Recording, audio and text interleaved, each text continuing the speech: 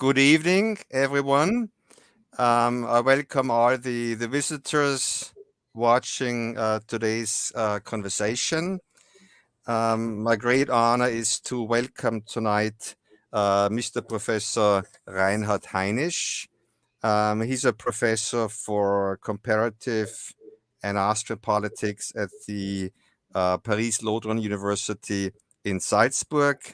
My name is David Campbell. I'm an associate professor for comparative political science at the University of Vienna. At the beginning, I would like to introduce Professor Heinisch to our audience. His first degree in political science was in Austria, but later on, he continued his academic career in the United States. So he received a master's degree from Virginia Tech in the state of Virginia.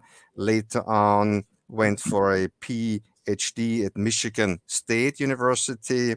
And then for quite some time, I think the years 94 to 2009, he was a professor at the University of Pittsburgh, and at the same time also the head of the Center for European Studies there. Since 2009, then he moved back to Austria and became a professor at the University of Salzburg, but he also kept some affiliations with these American institutions. So in that sense, I say Professor Heinisch is a perfect example of a transatlantic expert with Austrian roots who went abroad into the United States, came back, but this, of course, has influenced very much his thinking. If you listen his interviews and read his texts, so he has, of course, a focus on Austrian politics. He likes to analyze Austrian politics in a comparative frame, analyzing, in addition, of course, US politics. And additionally, or let's say even on the top, he also has become an expert on right-wing populism, talking about Austrian politics, and of course then understood in a comparative framing. And he's the author and editor of several very key publications in this area. So in that sense, Professor Heinisch or Reinhard, we decided to talk using our first names. Thank you for joining this debate. The former topic of our debate is talking about the Austrian parliamentary elections, which took place last Sunday, September 29th. So this means we will engage in something like an ex post analysis. And one focus should, of course, be on speculating in that sense or reflecting what the outcome may be of this election in terms of the next Austrian government. As the first question to you, Reinhard, or let's say the first question I would like to frame in a way by saying, in your opinion, what were some of the key results of that election? And then also, were you surprised about the outcome? Or did it meet your expectations? Or maybe if you would say, well, what were speculations of different scenarios? So in that sense, let us warm up the interview by looking a little bit on some of the highlights of the outcome, and then which surprises it may include or not include. First of all, thank you, David, for having me. And just going on to the first question. So in many ways, we were surprised and not surprised at the same time. I guess we were startled rather than surprised. I mean, why were we not really surprised? The polling is extremely stable. We had a very stable opinion pattern for the last year and a half, and the polling results were extremely accurate. I mean, the Freedom Party was, for much of that time period, had around 30%, and it kept going back and forth between 27 and 20 and 30%. At the end, towards the end, it sort of settled around 27%. And the 27%, and the other parties, the Social Democrats polled at around 20%. And the big question was, what's the government, the main government party going to do, the Conservatives? And the Conservatives were stuck where the Social Democrats were around 20%, but then they began moving. And we're getting closer and closer, and poll after poll, they were inching upward. And the question was, would they catch the Freedom Party? And I think there was some consensus, or there was some sentiment, I should say, it wasn't consensus, but some sentiment that some pundits thought they might catch him. It might just work out. Several things fell into place. There was flooding in Austria. This devastating flooding right before the election, like a week before. The government didn't make any major mistakes. So flooding is always tricky for politicians. And the current chancellor could look, yes, you would say presidential. It looked like the chancellor. He went to Poland, to Brussels, and to Poland to pick up EU money, and he didn't seem like he was trying to profit off it. And he played his cards right. So people thought, well, it's close, 27%. So they were around 26%, so maybe they can catch it. And I guess the surprise was, particularly the first projection, where the Freedom Party was almost at 30%. So it was by still quite a bit higher than people had, than the latest polls had been. It was coming down because then the bigger cities were factored in. It was coming down. So the final result of the Freedom Party was 28.8%. And what is also was, I guess, a bit surprising, we had European election in June. And the European elections, the Freedom Party was predicted to get 30% all the way to the end. But then actually it ended up quite a bit lower, 26%. It came out ahead of the other ones, but it still lost. So people thought maybe they're also going to come down. But apparently in a European election, not many Freedom Party voters just don't bother and vote, and therefore the vote was different. Here, people did vote. So voting participation, voter percent actually was very high. Was in the high 70s, and it's much higher than in previous elections. And the 28.8% was clearly meant that the Freedom Party came out ahead by a significant margin, and it was the first time that none of the foundational parties of Austria, the Conservatives or the Social Democrats, came out ahead, and the Freedom Party wasn't in third place. The Conservatives at 26.3%. So the glass for them is half full and half empty. Given that they had lost 11% to their previous showing, you'd say, oh my God, they were the main losers. But given that they were down to 20 and originally expected to do worse, they almost closed the gap. So they were sort of mixed. It was a mixed feelings about it. The Social Democrats were ironically the main loser, although they only lost 0.1%. They got 21.1%. They lost even in comparison to the last historical low result, and have probably the biggest problem going forward. But they thought they are in play when it comes to the chancellorship, or in play to be in the next government. The fourth party is a small liberal party that split off from the Conservatives years ago. They got 9.2%. The governing Green Party, the last government was a coalition between the Green Party and the Conservatives, got about 8.3%. They lost 5.6%. So they lost a significant chunk of their voters. And then there were several small parties, but there were only two small parties that people thought they would have a shot at crossing the 4% threshold to get into parliament. And there was the Communist Party, which did actually quite well in regional elections. And there was a strange leftist party, the Beer Party.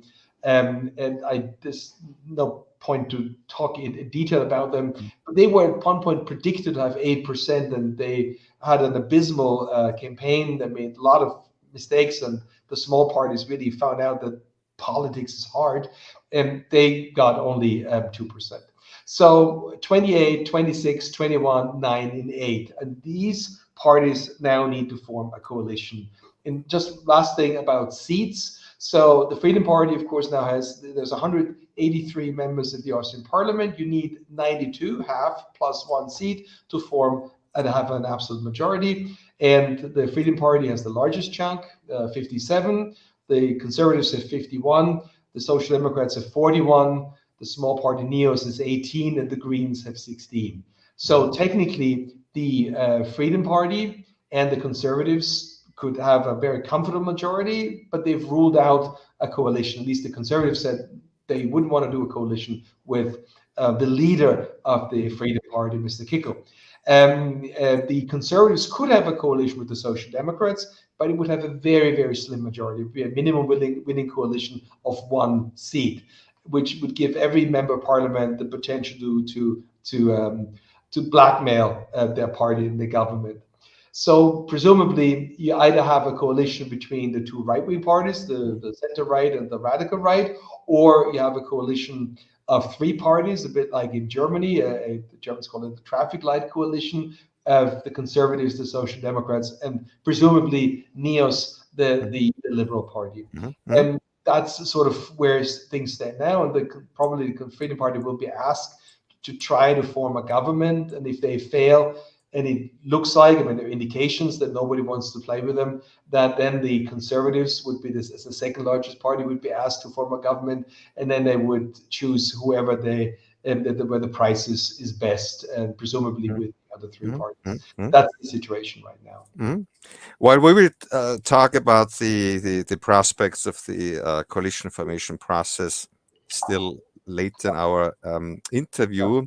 Now, when we want to engage in some speculations or let us say imaginative thinking, what would the ÖVP would have had to do to finish first in this election? So in that sense, do you think it was all pre-concluded, or might there have been options or scenarios? And you indicated also the elections to the European Parliament, where in fact the gap between the FPÖ and the ÖVP was very small, in fact smaller than I think predicted by several of the experts. So the speculation is, what could Nehammer, what could his campaign team tried out still to finish successfully first? This, of course, is an open question, yes, but maybe an interesting speculation in that sense, yes. I should perhaps preface that, of course, David is a specialist on Austrian politics, No. perfectly capable of answering all these questions. So just that the audience realizes this is sort of a tongue-in-cheek, but Yes. I'm not explaining anything to David, who's is an expert himself. I happen to think the Conservatives made a lot of mistakes, and I think it was absolutely possible. And I can try to explain this. And I think I have data actually to show this.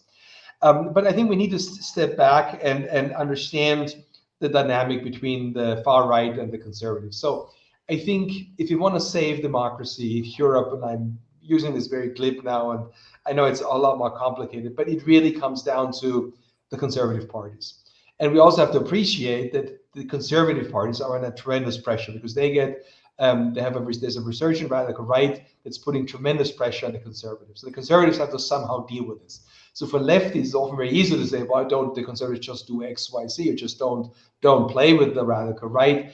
But of course, parties are here to win elections and to be victorious in the end, and they're not going to roll over and simply agree to become irrelevant. So the Conservatives. And you also have to say, in defense of the Conservative Party, Austria has had a center-right electoral majority since the mid-1980s. And the Conservatives have, in most cases, have coalitions not with the far right, but virtually all cases, except for 3, with leftist party, the Greens lately, and then the Social Democrats for a long time. So the Conservatives are in a position, they have a lot of pressure that they feel. And they've then tried to move to the right and try to steal a part of the voters from the radical right, and particularly the predecessor of the current chancellor, the sort of dashing young Mr. Kurz, was very successful and had a fantastic election victory both in 2017, 2019. However, that's one of the main problems in this research that shows this. When you emulate the radical right, when you emulate their messages, you end up validating the agenda. You suggest, of course, that the agenda is legitimate. I'm not saying that the issue of immigration asylum is not a really significant issue, and there are not lots of problems that need solving. But the radical right frames this not only as there's big problems, the radical right frames it as a conspiracy of elites to replace the domestic population, and they have all sorts of other simple solutions that are all beyond what is constitutionally possible and would run up against international law and national law. But the way the conservatives that were focused on this, it certainly validated that agenda.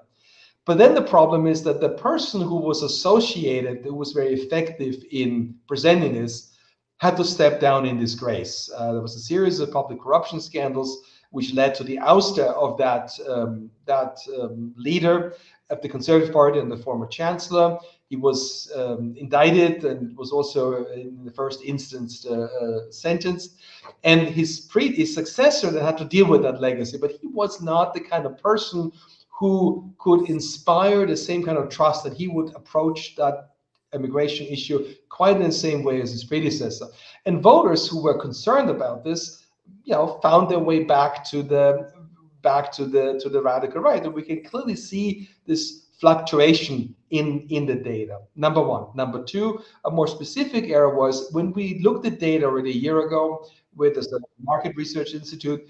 We asked people, why would you vote for the Conservative Party? What is it that you most expect from the Conservatives? And the number one answer was business competence, stability, experience in government.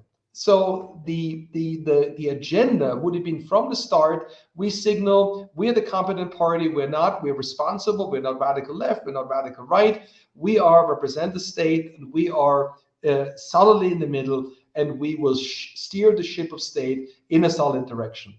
Now, at the very end, that's exactly what the Conservatives started doing. However, in my estimation, much too late. I would say they shifted in June and then were pursuing this. At the same time, warning people not to vote for the Freedom Party, and particularly saying that the leader of the Freedom Party is peddling conspiracy theories. But had they done this before, I think they would have been able to catch up, despite the fact that the immigration agenda was the number one issue, and this was an issue election, not a personality election.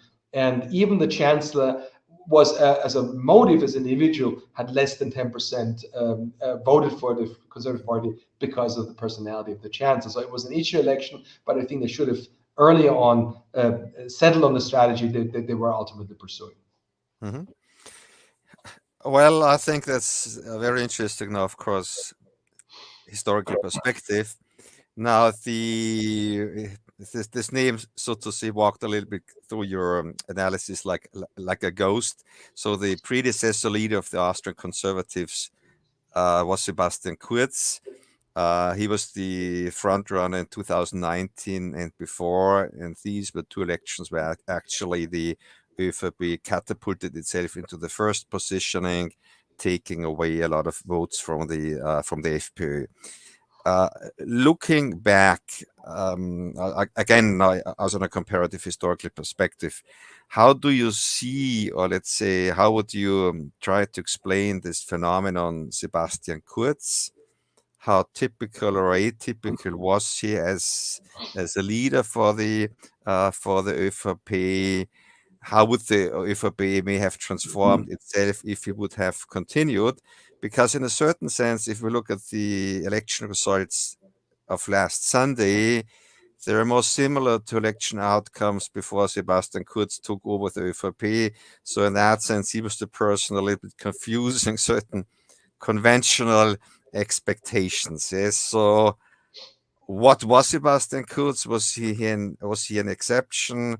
Was he a different scenario? What may have happened in that sense to the ÖVP, or in fact the whole Austrian political party system, if he would have been successful in continuing in that sense his leadership over the ÖVP, which of course is again a question of speculation, but I think at least an interesting speculation too. Yeah, I think even people who are not, not persuaded by Mr. Kurz's policies, but I think they have to acknowledge that Mr. Kurz was a singular talent, political talent. I mean, small countries have talent issues. I mean, the recruitment of political talent is very difficult in a small country, given that the numbers are just there. And then singular political talents like Jörg Haider, one of the key members of who created the Modern Freedom Party.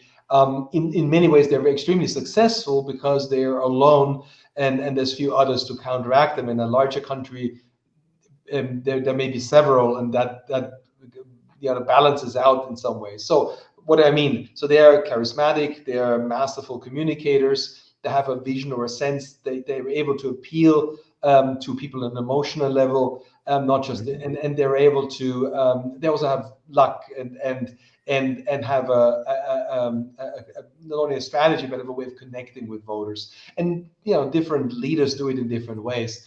And whether we like them or not, they have something that others do not have, and you cannot simply get this. And particularly in times like this, when it's not so popular to become a politician, parties have recruitment issues, and I think that was part of that.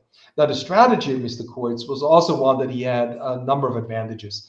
So the Conservative Party at the time was in decline. It looked like it was going to be a distant third.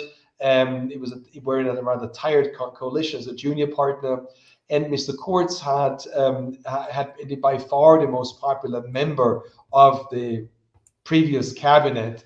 He was young, he was dynamic, but also he had a personal following on the internet. He had a website of several 100,000 people who he had connected and that he could reach. And if you looked at his website, it didn't say anything about the party. It was about a very personal connection. And Mr. Kurz also could easily blackmail his own party, saying, "Look, if I don't become if you don't make me chairman of the party or chair of the party, I can take my show on the road and I can create a potential another party." So he had a person who had some cachet, and the Conservatives had few options. Secondly, if we analyze Austrian politics, we have, if you imagine the political landscape, you have a party competition traditionally along the socioeconomic axis. So you have, more state, less state, more market, less market. You have the Conservatives on the right and the Social Democrats on the left.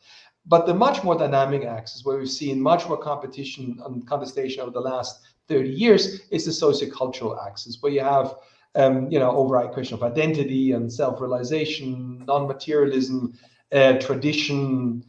There are different ways in how we refer to that, but it's often referred to as the secondary axis or the socio-cultural axis. And the Green Party and the Neos, the Liberal Party, are on the liberal side, or left side of that axis, and the Freedom Party is all by itself on that other side, on the far right side of that axis. Well, Mr. Kurz said, well, let's get a piece of the action. Let's reposition the Conservative Party so we are also in that cultural space on the right. And he was, Islamophobia, defined the term political Islam, which posed a danger to Austria, whatever that meant. He talked about immigration and took ideas from the Freedom Party, framed them and packaged them a little bit, and was also increasingly Eurosceptic and was sort of presenting the European Union more as a problem than a solution. In fact, he took his party so far to the right that the Freedom Party at the time was so surprised that they had to change their strategy. The Freedom Party had moderated before. It had a poster where it showed sort of some issues about public corruption, and had to remind Austrians that they were the first to think about Austrian identity. And so it was kind of funny that he tried to outperform the Freedom Party on the right, but he was quite successful. He attracted many voters from the Freedom Party to join the Conservatives, but the Conservatives also did well, and both parties did well, and therefore they formed the coalition. But Mr. Kurz had the added bonus that he was personally popular. He was the perfect son-in-law, and there are some examples in Austrian history where simply people of a certain age group are just enamored with young men who seem very future-oriented. And as I said, he was a great communicator.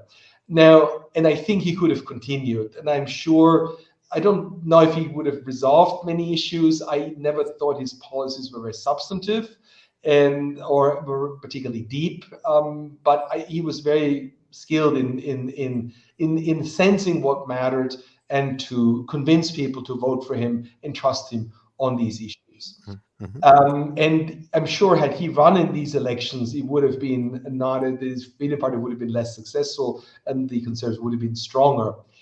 I don't know whether it would have solved the problem of the Conservatives in the long run, because Kurz sort of created a party within the party, created a conservative party within the party, reminiscent a bit of the MAGA wing within the Republican Party, even gave it a different brand name, the Turquoise Group.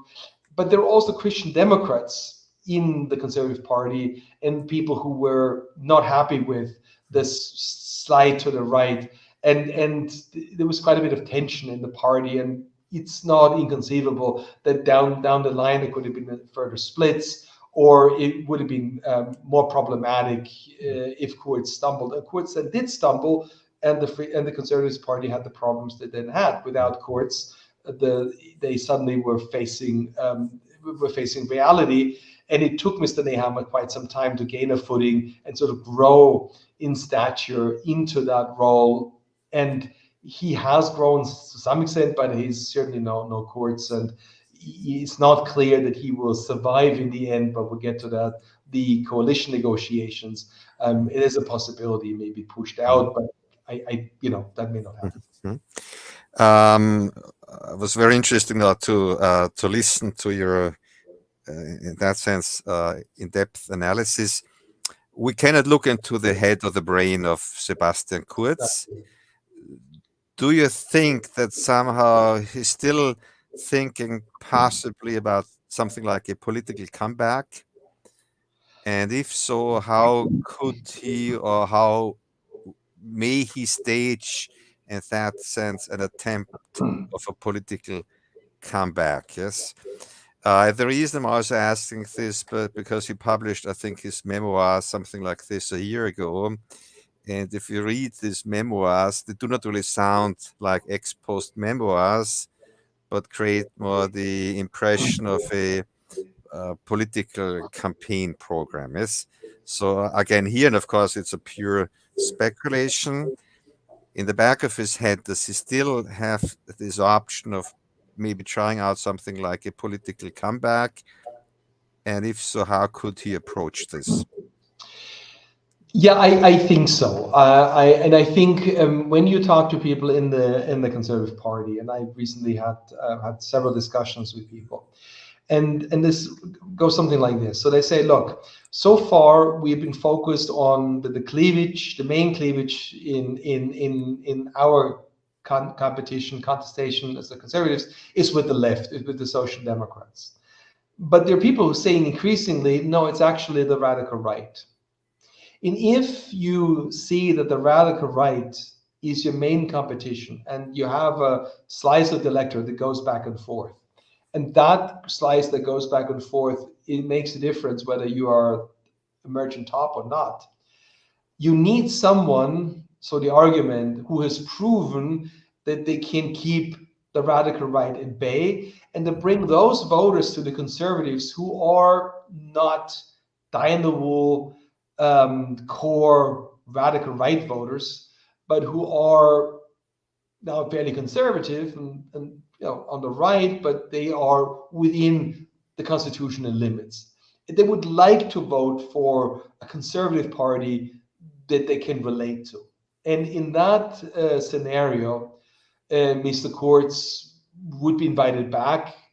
We also have another party, the Social Democrats, where a previous chancellor is being, his name is being bandied about as making a comeback. If Nehammer, the current chancellor and leader of the negotiations, were to fail, there are not too many people in the Conservative Party that I see would be there to take over the party, command an authority, and lead the party anywhere. Now, this may not happen now. It may happen before the next election. But, and the last person that I would have thought might take over the party, because the party in place of Nehammer, was the current finance minister, Brunner. But he was pushed to Brussels, which was very surprising because Brussels wanted a woman, and there is a woman available in the cabinet who was also the Europe minister. So it's actually surprising that this person was moved to Brussels. So I think it looked like they were trying to get rid of competition. But if Nehammer leaves, Kurz would have certainly, he would be called back. He wouldn't offer this himself, but he would be asked to come back, and he would maybe reluctantly agree to do so. I think this was a very interesting framing of yours to see that in traditional political science, we would think about party competition along the lines, the right against the left. But now there's this competition, everybody against the far right. So how this is changing the dynamics. Now let us use the remaining time in that sense to focus on the coalition formation process and what the outcome may be. So the FPÖ has finished first on the leadership of Herbert Kickl. Now we're having a president, Alexander van der Bellen, who had promised in the back he will never assign the task of coalition formation process to the person of Kickl. And since in the past Sebastian Kurz has won the elections, in that sense, it avoided from Alexander van der Bellen this dilemma. Now the FPÖ under Kickl has finished first. So what will Alexander van der Bellen do with his at least symbolic oath in that sense is, will he give this task to Kickl, or can he bypass the task? Yes. Well, we're going to know in the next few weeks, but how do you see the current situation? Yeah, I mean, if you analyze this, he has very few chances, actually. We also have to understand the Austrian president is a sleeping giant, and it is a position that's undergoing significant change. Most Austrians are not aware of this and somehow think politics in the future will just be continuing as it was in the past. But we know in political science, whenever there is a reserve, a pocket of power, it will be used eventually. And this is an awesome, an extraordinarily powerful position. And your viewers should more think of the French president than the German president. However, it's a power that has not been exercised because customarily the president used to be a creature of the political parties, would never go against their own political parties. It was always one or two major parties that was in power, and they would always do what the party would want. However, as the parties are getting smaller and as the parties diversify, and as presidents, such as this one, is no longer from one of the major parties, they need to have legitimacy because they're popularly elected. And what they can't run on a government program. They can only run on keeping control, keeping tabs of the politics. And the current president has promised, no anti-European party, no Eurosceptical party should be appointed, and he will, make sure that they're all true blue Democrats. But you could easily imagine that the future president would say, no, we only make sure that Eurosceptical interests will be, that the people who are not represented in the mainstream parties will also have a voice. So the idea of a president in the future to counteract the parties and therefore justify why people should vote for him, I see that as the future. But if you think this is going to happen increasingly in the future, and the role of the Austrian president has always changed every 20 years, it's slightly changed.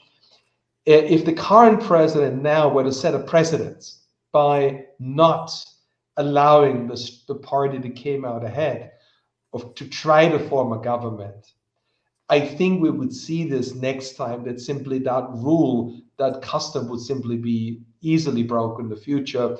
And who gets to form negotiations will become a political pinball or a political football that will be used by presidents in the future.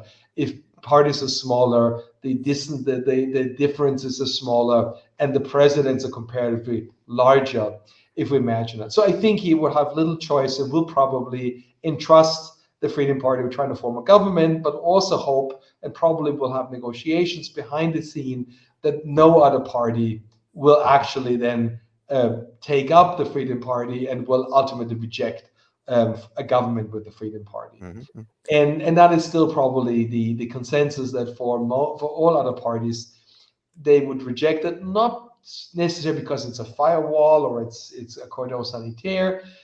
but also it makes, it's not a politically attractive opinion. I mean, if you're the Conservative Party, you could be the junior partner in a government directed by Kickle, who is an extreme radical, and you have to deal with whatever he does.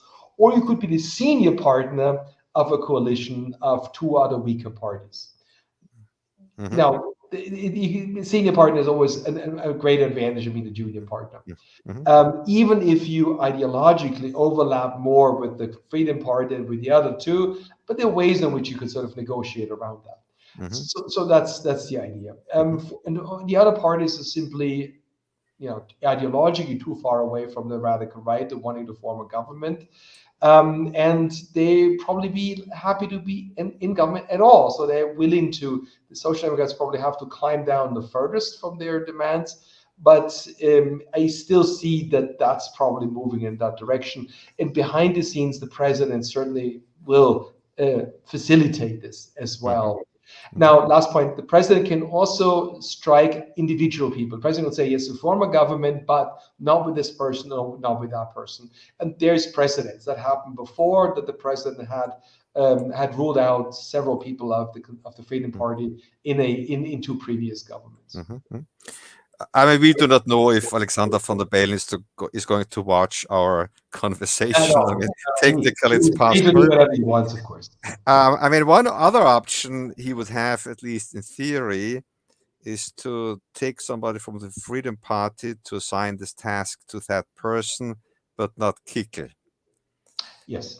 He's not bound in that sense to ask, in that sense, the front runner. Yes, I mean, he could say, well, I tried out with a more moderate person, and in a certain sense playing the ball back against Exactly. the FPÖ. So in that sense, I just had the introduction before. We do not know if Alexander von der Bellen is watching our conversation. Do you think this is something he is considering, or possibly considering? He has to say, well, I follow, so to say, the unwritten law. It's always the first ranking person with the first job assignment. But in that sense, and you said something similar too, by saying you just knock out. I mean, you just clear out some names. He could say, well, I tried to find a more moderate leading or integrating person within the Freedom Party. Yes. So ad hoc, what would you say in such? I mean, what do you say about such a figure of thought? Yes. Well, the sort of the one of the paradoxes of the election was, had the Freedom Party come in second, it would have been much more likely that they end up in government.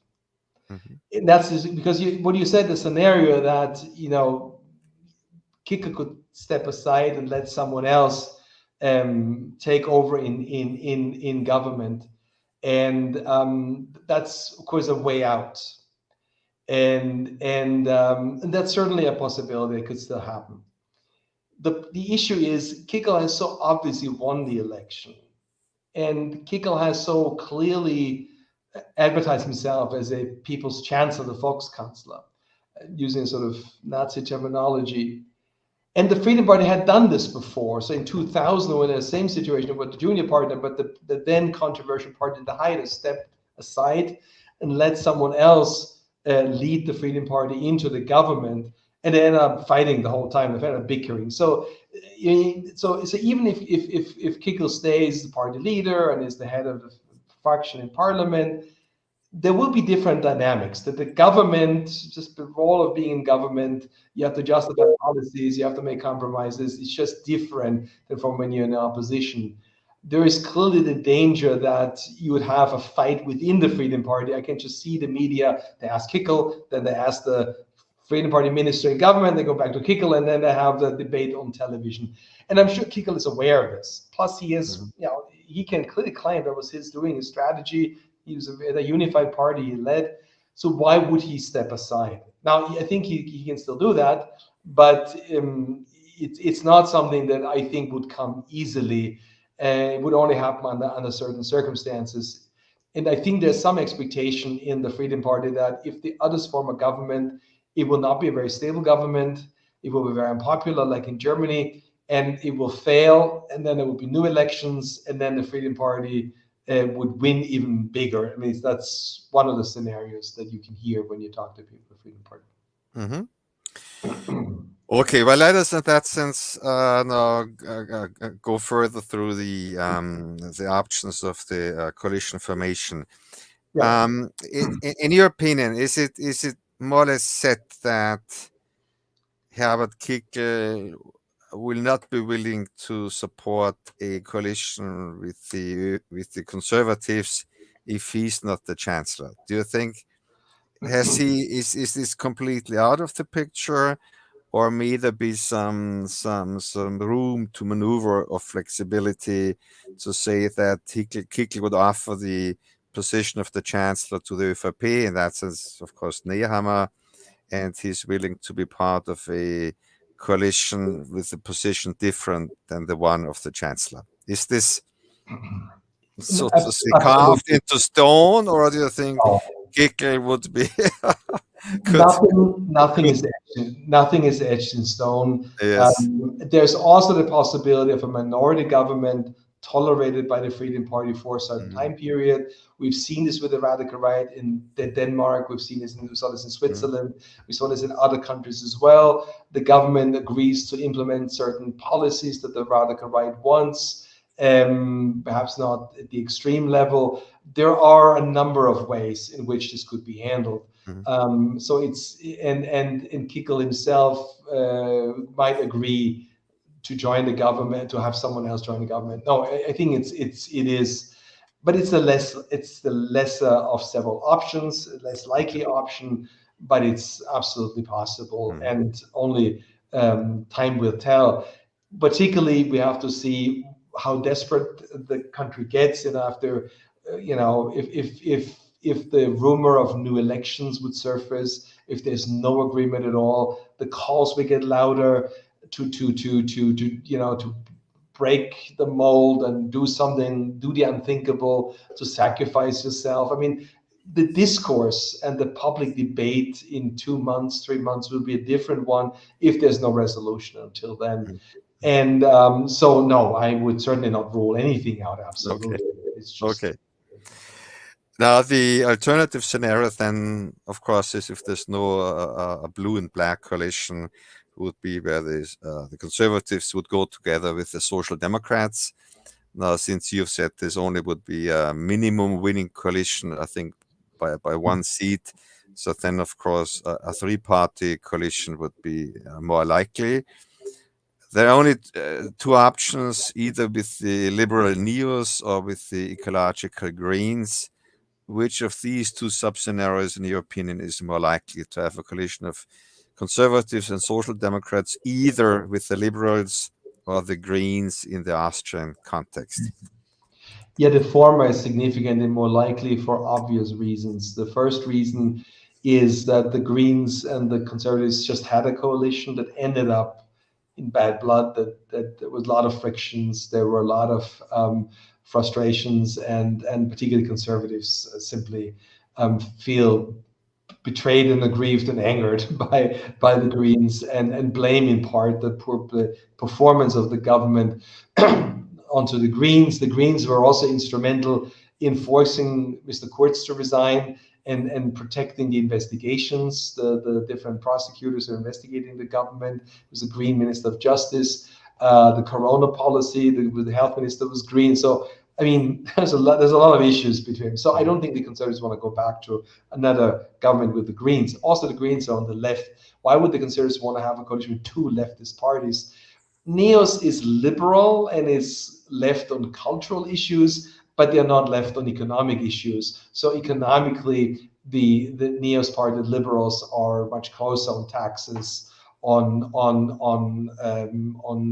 business regulation, and so on and so forth, to the Conservatives, and therefore, and also Neos has a slightly. I mean, the Neos have enough seats that it would create a very comfortable government majority. And Neos in government is focused on particular issues. I think they can be easily assuaged in negotiations. They're quite eager to govern, and they've made this clear. So I think that would be quite a solid partner for the Conservatives in some ways. I mean, based on what you've said during our talk so far, would this then mean, in terms of formulating something like a hypothesis, that actually the expectation is, as a consequence of this election and its results, that the next coalition will be one between the Conservatives, Social Democrats, and the Liberals? Liberals, yes? In terms of the hypothesis, yes, of course, always things can be different, but I mean, leaning forward, let us assume this would be an academic speculation game. Is this the main hypothesis, to say this is to where the political system is heading towards in terms of the next Austrian government? That's the majority expectation. I think that's what pundits expect. The main caveat, the main issue is there are three individuals leading these parties, and they just don't get along with each other very well. Kickel, Nehammer, and the leader of the Social Democrats. And the leader of the Social Democrats has personally attacked the chancellor and has taken his party, at least verbally, more to the left, more the way he packaged it, less substantively.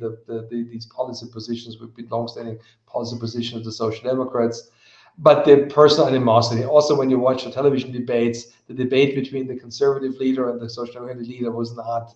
The atmospherics were pretty bad. I mean, they were also bad between the radical right and the Conservative leader, but also they didn't look like two people who were eager to form a coalition. But as I said, not all individuals may still be around when it comes to forming a coalition. And last caveat is a deal that they strike has to be approved by the parties. So they have to submit the deal to the party members. And it has to be submitted also to Social Democratic members. And the expectation is that as the junior partner in that alliance, the Social Democrats probably would have to sacrifice the most of their agenda. And how that plays then with the party grassroots that has to support that, I'm not so sure. So that's also an open issue. Well, let us assume this hypothesis works out. So we have the next Austrian government, one of the Conservative, Social Democrats, and Neos.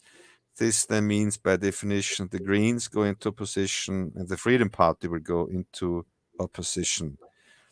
So what may then be, again, speculating further, could this in fact be a scenario about which also Kickel would not feel so unpleased, that actually in a little bit, again, in the back of his head, he's saying, okay, if I cannot become a chancellor now, then let us continue the opposition role. And what, so to say, could then happen in the next Austrian election, so to say? Yeah, it would be a scenario as if we look at Germany now, and the Conservatives were not in opposition but in government. That was a scary thought, because where would any opposition voters go?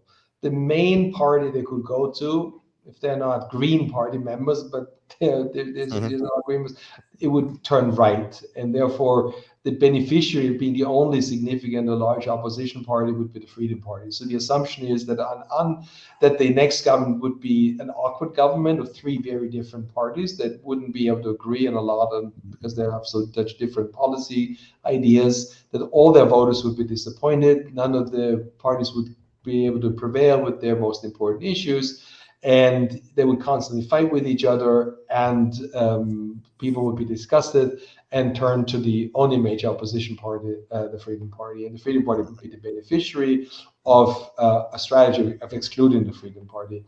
Plus, the Freedom Party could play the victim and say, well, the system, it always claim the other parties are part of a system. They go, no, there is a system. Look, none of them wants to play with us. They're all the same. So it would certainly feed into that narrative, and that is a great risk. On the other hand, we can counter that by saying First of all, the future is not the extension of the past. So there are always events, things can happen. The Freedom Party has often been predicted to be moving forward, but it imploded twice in government to start from scratch. And there are crises and pandemics, other crises. So there are dynamics in politics that play a role. Also, if Mr. Kickel, for some reason, were no longer to be leader of the Freedom Party, the party would reorganize. And the Freedom Party is not as homogeneous, is now not as unified. There are often, people, there are fights and there are different groups in them as well. So, there's always a risk. If you don't get in now, trying to get in 2 years and 3 years, who knows what's going to happen in 3 years. Secondly, the other issue is we tend to know from research that there is a natural limit to, the appeal of radical right populist parties. Also in the US, when Trump won the first election with the same percentage roughly that he lost the second one, and mostly it's sort of around a third of the electorate is drawn or potentially drawn to a radical right party. We also know from surveys, and that applies to Austria, that there's also strong anti-populism. In a sense, if you ask people about who should govern, so what my party should govern, who should not govern, people then say, well, I don't really care about the other parties. But if you ask them about the radical right or the populist party, they say under no circumstances should they govern. So people who don't vote for that party tend to distinguish between that party and all other parties and are very strongly opposed. So it's more of a situation where you hate them or you love them. Same with Trump. And therefore, to say, well, if they have 30%, so they're going to have 40 or 50% next time, I'm not persuaded by that argument, because I think demographically, there just isn't the population that would be demographically in line to vote for the radical right for a number of reasons. And I think there is an upper limit in some ways, and Kickel also knows that. And it would also be a risk for the Freedom Party not to go into government now and simply wait a few years. Well, more or less we arrived at the end of our talk, which I think was very interesting. Since I think we mentioned this at the beginning, we already are planning our next talk, which would be then about the upcoming US national elections for Congress and the presidency, scheduled for November 3rd. This is in that sense now a message, of course, to our audience. The date of this talk has not been finally concluded. We're still thinking, but it will be most likely rather shortly ahead of the elections. Now, looking forward to this event, November 3rd. And Reinhard, you already have created now the bridge. Also for our audience, maybe some 2 or 3 comments about the US elections. Of course, the big question is Trump or Kamala Harris going to win? I do not know if you want to, in that sense, lean forward with one or other prediction, but still in the sense of closing our interesting talk today. But looking forward to what's happening in the US in the coming months. Some highlights. What you think is happening there, and if there may be in your opinion, a certain tendency who will make the presidential race there. Yeah. I should, in full disclosure, say I'm a U.S. citizen and therefore I'm a voter. I vote in Pennsylvania, which is a swing state, and I was teaching American political process for 20 years in the U.S. and I do follow not only American politics, but David. So your vote is going to count because Pennsylvania is a swing state. Yes, it gets there. It hopefully count. But when you do study comparative populism on the radical right, the U.S. is an important comparison case. And I would say the factors that were driving the vote in Austria are factors that we would recognize in the US. The political system is different, but the underlying causes are very similar. I mean, this is not completely different. And we can certainly transfer a lot of the messages from Austria to the US and vice versa. So, of course, and particularly the Midwest, an area where you have a sense of elites have abandoned people. There are forever wars going on, and the elites care about boutique issues, but have abandoned the issues that people care most about. And immigration is, of course, very much, or legal immigration, yes, at the very top, as it was in Austria, but also economic security, inflation, high tax, high prices, but also the role in the world. The United States is in that situation. Should it step back, and should it be more inward focused? The war in the Ukraine and support for the Ukraine was also an issue in the Austrian election. So, I mean, there are plenty of parallels here, and there are underlying causes that are very similar. Of course, the significance and the impact of the American elections is much larger. Now, we had the vice presidential debate yesterday, and certainly I think Mr. Vance helped Mr. Trump more than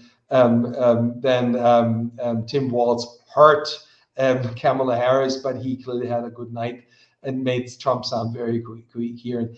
I mean, American elections are often cyclical. American elections are won and lost by turnout, and Trump tries to maximize his turnout and hopes to demobilize the mainstream, and hopes that the Harris voters will not turn out. And I think election campaigns are cyclical, and unfortunately, sort of Harris on the downward slope. There was a bounce, there's a lot of excitement because she was new and there was a new story, and Trump was old at the time. And I think that has run its course. And I think the next weeks will be crucial, whether she will be able to maintain both the attention of, again, avoid making many mistakes. But I feel it's sort of moving momentum-wise more into Trump's direction at this time. But I think it's absolutely too close to call. In the swing states, the picture's a bit different than it is at the overall picture. But the war in the Middle East, if in Michigan the turnout changes as a result of that, if crucial constituents in Michigan do not turn out for the Democrats because they're disappointed at how the Democrats are handling the issue. I mean, they're very many factors. If each and every one of them doesn't turn out, it could have a significant downstream effect. It's clearly too close to call, but I sense there's certain advantages for Trump, but I hope I'm wrong. So. Mm-hmm. Okay, well, thank you very much. We will not ask you whom you're going to vote for. But in that sense, so we have reached now the end of our discussion. Thank you to you, Reinhard, Professor Heinisch, for your insights and your thoughtful guidance through the topic. Thank you to the audience. And as we have said, there will be a follow-up in a few weeks focusing on the US elections. In that sense, thank you for watching. Thank you, Reinhard, for your support of this forum. And we're looking forward to the next coming together. So in that sense, a nice evening to all of you. Goodbye. Thank you very much. Bye-bye. Take care.